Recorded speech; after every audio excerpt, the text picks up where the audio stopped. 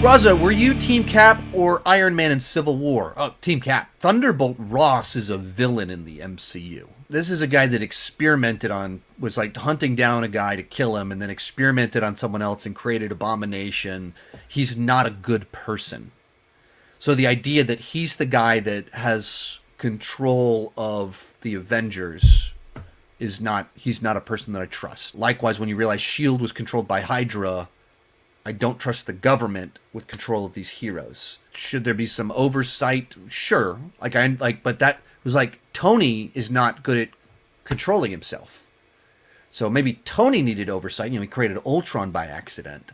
So Tony needs oversight. That's why he's for these accords. But that's why an individual needs accountability. It doesn't mean that I trust this outside force controlling the Avengers. And then when you kind of get into some of the stuff of like, should Steve have told Tony about Bucky? I don't know what benefit is done by telling certain information to someone. Like, I know why that would feel like a personal betrayal to Tony, but it doesn't actually help you cope with anything to be like, this guy over here that it gives a target for Tony's rage and immaturity, but that target isn't really the target. He was a brainwash. He's a victim. Bucky was a victim. He's not the villain.